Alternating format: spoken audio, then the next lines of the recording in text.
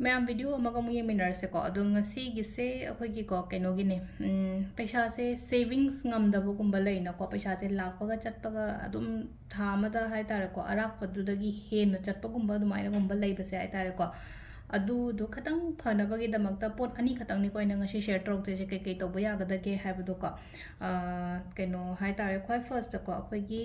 इशागी ꯑꯩꯒꯤꯅꯦꯅ ꯆꯠꯂꯤꯁꯦ ꯍꯧꯖꯤꯛ ꯍꯥꯏꯗꯤ ꯑꯩꯒꯤꯅꯦꯅ ꯍꯥꯏꯔꯒꯗꯤ ꯑꯩꯅ ꯋꯥꯔꯀꯤꯡ ꯑꯣꯏꯔꯒꯗꯤ ꯐꯔꯦ ꯑꯩꯒꯤꯗꯣ ꯑꯗꯨꯝ ꯇꯧꯕꯤꯔꯣ ꯅꯠꯇ꯭ꯔꯒꯅ ꯍꯥꯏꯗꯤꯀꯣ ꯍꯥꯏꯗꯤ ꯑꯔꯅꯤꯡ ꯄꯔꯁꯟ ꯍꯥꯏꯇꯥꯔꯦꯀꯣ ꯌꯨꯝꯗꯨꯗ ꯍꯥꯏꯗꯤ ꯑꯩꯈꯣꯏꯒꯤ ꯅꯨꯄꯥꯅꯒꯨꯝꯕ ꯄꯨꯁꯤꯜꯂꯛꯄ ꯑꯣꯏꯇꯥꯔꯗꯤ ꯃꯥꯒꯤꯗ ꯇꯧꯕꯤꯕ ꯌꯥꯏꯕ ꯑꯩꯈꯣꯏꯅꯀꯣ ꯇꯧꯕꯤꯕ ꯌꯥꯏ ꯅꯠꯇ꯭ꯔꯒ ꯍꯥꯏꯗꯤ ꯃꯥ ꯃꯁꯥꯅ ꯑꯗꯨꯝ ꯇꯧꯖꯕ ꯈꯣꯠꯆꯕꯁꯨꯀꯣ ꯑꯩꯈꯣꯏꯒꯤ ꯀꯩꯅꯣꯁꯦ ꯍꯥꯏꯇꯥꯔꯦꯀꯣ ꯍꯥꯏꯗꯤ ꯑꯦꯅꯤ ꯑꯥꯏ ꯗꯤ ꯀꯥꯔꯗ ꯍꯥꯏꯇꯥꯔꯦꯀꯣ ꯍꯥꯏꯗꯤ ꯑꯩꯒꯤ ꯑꯥꯏꯗꯦꯟꯇꯤꯇꯤ ꯑꯣꯏꯔꯤꯕ ꯄꯣꯠ ꯍꯥꯏꯇꯥꯔꯦꯀꯣ ꯑꯥꯏ ꯗꯤ ꯀꯥꯔꯗꯁꯤꯗꯀꯣ ꯍꯥꯏꯗꯤ ꯄꯩꯁꯥ सपोज आई शीसे आईने आई डी कार्ड को अब आई आई डी कार्ड से है सम आधार लौरेको अतोप आई डी गुब लेरसु कई कायदेको पैसा रैप तौसनबीब है सूमायना है खत अचौब पैसागुब रैप तौबीको अचौब पैसा है हजिकान है अतोप कईनोगुब लेबको है करेंसी से खत खर ख्वाई चाव करेंसीगुब लौबीब है लमलमदुगी है तारेको अदो सिदा अखोगी ओइना हारगदी 2000 के कादे हरि चनद्रेना हाइदि 500 सिना ख्वाइदि चावब करेंसी ओइना को सि सुमाइना कोना केनो तवरो को मथक्ता अखोगी रेड थ्रेड कुंबमना फाजन बियो को अदुगा सि से रेड थ्रेड कुंबमना आइना सिदा फाजले को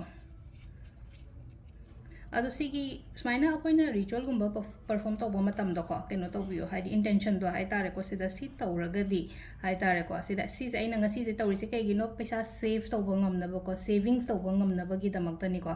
अदुगा सिगी पोतसे आइगी केनो दा हाइ तारे को आइगी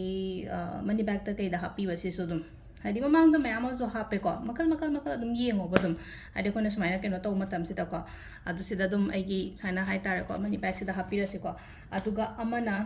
सी तौब केनो तौरे खोले हारगसु कोइ चमचम हाइदि केमता हाइदि केम चंगोइदबा हाइ तारेको हाइदि पिसाजु चंगोइदबा केनोजु तौरेदबा अमा ओइरगना अखोइना तौबा याबसेको हाइदि चे अमा मचा अमा लौबिरसेको सुमाइ तौबा चे अमा लौबिरसे हीलिंग कोड हाइ तारेको हीलिंग कोड केनो खतंग हाइदि हीलिंग कोड अनि खतंग इगो अनि हारगदी टोटल केनो हाइ तारेको आइना हजिक इरक्तोइसेको हाइदि नंबर से सिदा इदोइ नंबर से को हाइदि सिगी नंबर से ने अदुगा नंबर से इ लोइरा मतुंगदा अखोइना केनो हाउकदमने चेंग मरु मंगा खतंग हापियोबा अदुगा सिसु बैग त थमगदबा हीलिंग कोड से अखोइ पैसागी ओइनानि को सिदे अदो सिदा इगदबा नंबर से को 1122 मलेरको दुगा मखादा मोबियो को हाइदि 57701 को दो सिगी हीलिंग कोड से इरनी अदुगा आइना ngasa हाइगिदो हाइदि चेंग से खितंग फजबा हाइ तारेको टिक तबगुंबा हाइ तारेको टिक तब मरु मंगा गुंबा दुमाइ लौबिरसेको चेंग से नि अहुम मरी मंगा को अदो पोचे सिसिना को हाइदि थमद्रिङैदा ngaतंग खुदना पाइरगा को हाइदि चैंटिंग गुंबा तौबीबा हाइ तारेको हाइदि पैसागी चैंटिंग हाइरसिने को हाइदि अखोइगी मंत्रस हाइरसे नत्रगा हाइ तारे अखोइगी सुम अखोइनागा सुम हाइजब लेना को हाइदि आई मनी मैग्नेट हाइ तारेको आई मनी मैग्नेट पैसा से मनी से फ्लो द फजन लाए आइगी अदु दुमाइना खनबीबा हाइ तारेको अदु अदु नत्रगना ओनली श्रीम गी चैंटिंग से को श्रीम से हाइदि अखोइगी मनी मंत्रनी को अदुदुना हाइदि श्रीम गी चैंट कुंबा तौबीबसु याइ को